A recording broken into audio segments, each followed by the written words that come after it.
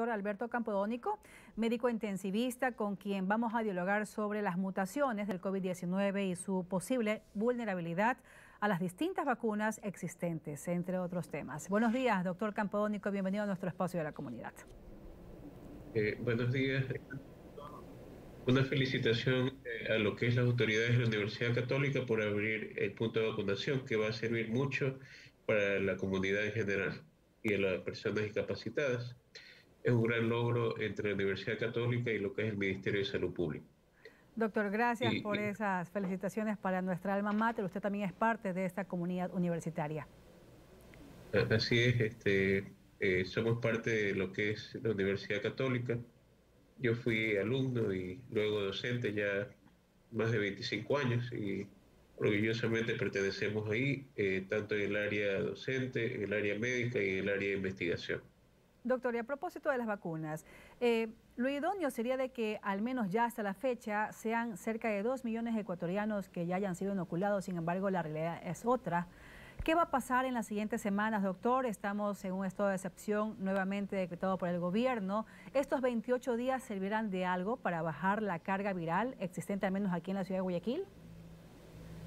Bueno, las medidas que se han tomado básicamente es durante los fines de semana, prácticamente un confinamiento durante el fin de semana y durante los días regulares después de las 8 de la noche.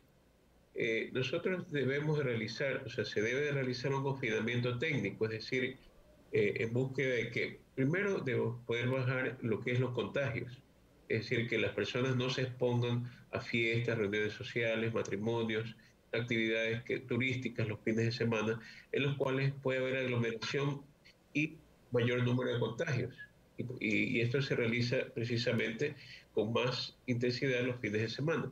Pero siempre un confinamiento debe realizarse a la par con lo que es una vacunación, es decir, con el incremento de lo que es la vacunación masiva a nivel de las personas. ¿Qué es lo que se ha realizado, por ejemplo, en Israel? En Israel confinaron y a la par vacunaron, y ya tienen un 81% de las personas vacunadas allá, y por lo tanto ya han alcanzado en lo que es la inmunidad de rebaño, entre comillas, obviamente, y han comenzado ya a bajar todo lo que son los niveles de contagio y de mortalidad. Tanto es así que muchas personas en Israel andan actualmente sin mascarilla. En Chile aprovecharon también lo que es el confinamiento para vacunar, por ejemplo, 5 millones de adultos mayores, en los cuales con Sinovac no ha habido mayores efectos colaterales, no ha habido realmente, y aparte de eso no han disminuido lo que es la tasa de hospitalización y de mortalidad en los adultos mayores. Ahora están vacunando lo que son los grupos de 18 años, 20 años a 55 años y consideran que en alrededor de 9 semanas a 12 como mucho alcanzarán esa inmunidad de rebaño. Es decir, usted puede hacer un confinamiento como una medida de contención y está bien, pero debe acompañarlo con lo que es la vacunación masiva. Y más que todo, usted debe realizar esa vacunación en 3 o 4 meses. Eh, yo considero que no solamente se debe realizar vacunación a nivel de adultos mayores, sino el otro nivel de edades de 18 a 55, ir avanzando hasta el punto medio y poder vacunar ya a todos los que se debe vacunar, es decir, a un 60-80% de lo que es la población que esté apta para lo que es vacunar, y solo ahí se puede lograr la inmunidad de rebaño, eso sí, en 3 a 4 meses, porque las vacunas actuales se considera que tienen una duración y efectividad hasta el momento, se sabe que es de 6 meses. Y aparte de eso, usted puede hacerlo, en otros países lo hacen, por ejemplo, en estadios, llegan los carros, se vacuna la gente dentro de los carros, no necesariamente tiene que hacer filas, colas. ¿Por qué? Porque las filas, se ve que muchos adultos mayores que están en fila y no tienen de pronto las protecciones adecuadas, pasan mucho tiempo ahí, se infectan en el momento que van a vacunarse. Y estamos recibiendo pacientes así que se han puesto en su primera dosis aparentemente, pero sin embargo están enfermos de COVID y no lo tenían previamente. Doctor Entonces Campodónico, tampoco.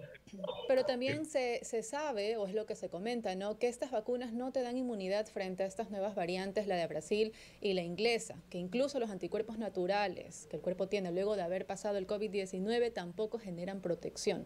¿Qué es lo más idóneo entonces hacer ante este caso? ¿Habrá tal vez una tercera dosis luego? Bueno, le comento, por ejemplo, en relación a la inglesa, la de Pfizer sí protege en la mayor parte de lo que son sus variantes, al igual que lo que es la de Nueva York. En relación a la de Brasil, le comento, inclusive la de Sinovac protege más en ciertos aspectos que lo que es la vacuna de Pfizer, que protege 10 mutaciones en relación a las 12 que hay actualmente aquí. En Brasil hay hasta la cepa con 18 mutaciones. Entonces, sí protegen las vacunas una proporción como para poder proteger bastante parte de la población. Obviamente, ninguna vacuna le va a proteger al 100%. Las vacunas parten de una protección del 50% porque fueron aprobadas en emergencia, es decir, no tienen una aprobación después de 4 o 5 años de haberlas aprobado totalmente. Pero se parte un 50% en síntomas leves y a un 70%, por ejemplo, la Sinovac, en síntomas moderados, y arriba del 80 o 90% para evitar ir a UCI y tener mortalidad.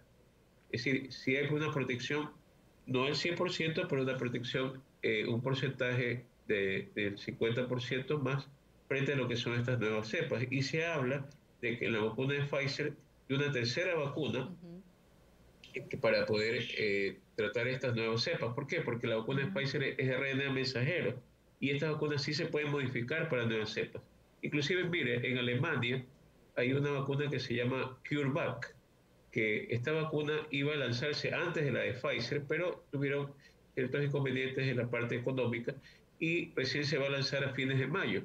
Esta vacuna tiene la particularidad que también se puede producir en una copiadora 3D, que es del tamaño de un carro, y esta puede producir millones de vacunas y al ser RNA mensajero se puede adaptar de acuerdo a las mutaciones de cada país. Es decir, bajo estos parámetros podrán tener los países este tipo de copiadoras, obviamente de laboratorio, registradas por ellos, y pueden producir las vacunas que requieran en sus países de acuerdo a las cepas que estén dominantes ahí.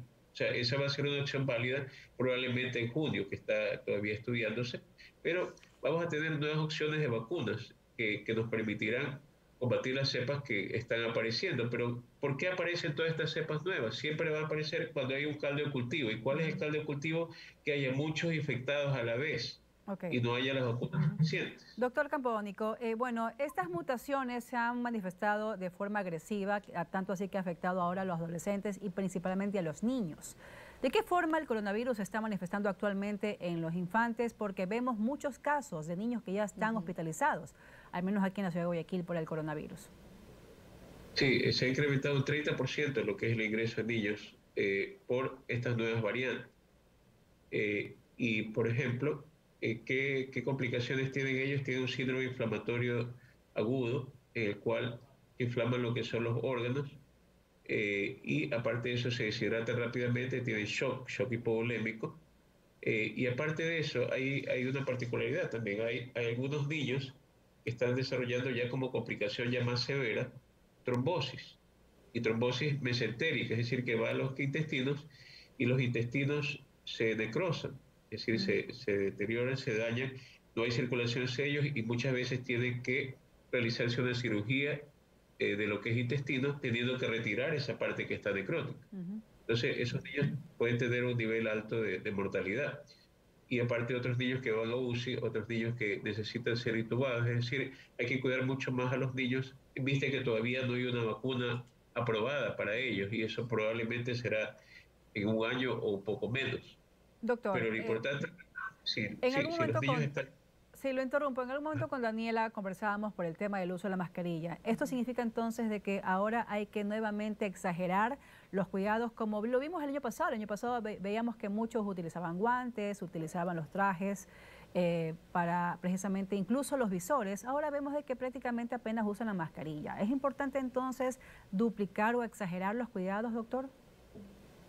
Bueno, en relación a estas nuevas variantes, usted puede utilizar doble mascarilla quirúrgica o una mascarilla KN95 para protegerse.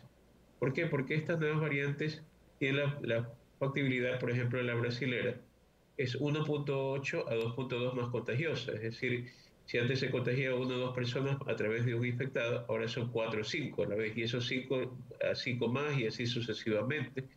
y aparte hay un riesgo alto de reinfecciones. Es decir, si usted ya tuvo COVID, puede volver a tenerlo en un 30 a 65% más. Y tanto es así, mire, que el día de ayer vi a una paciente que ella traté a la mamá la semana pasada de COVID, hace 2 semanas, la semana pasada, ya está mejor, pero ella ya tuvo COVID, se vacunó en marzo con la vacuna de Pfizer 2 veces y tuvo algo de molestias a nivel dorsal, a nivel faríngeo, molestias de la garganta. Y bueno, yo le digo, hágase un hisopado, de todas maneras para saber, por si acaso. Se hizo el hisopado y ella tuvo el resultado, es positivo. Entonces ya le comencé a dar medicación. Es decir, ella, a pesar de que tuvo COVID, tuvo la vacuna, se ha infectado de COVID.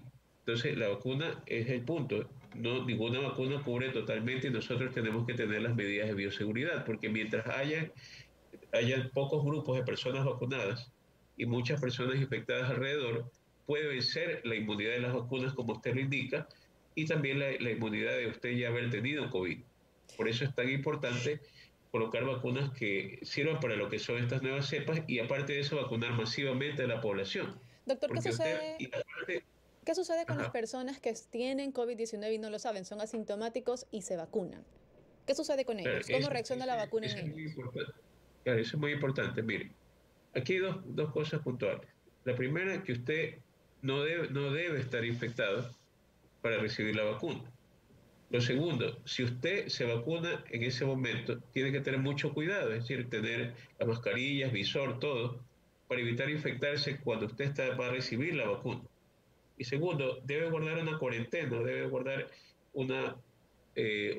muchos cuidados 7 a 10 días después de la colocación de cualquiera de las 2 dosis, porque usted puede infectarse ahí de COVID.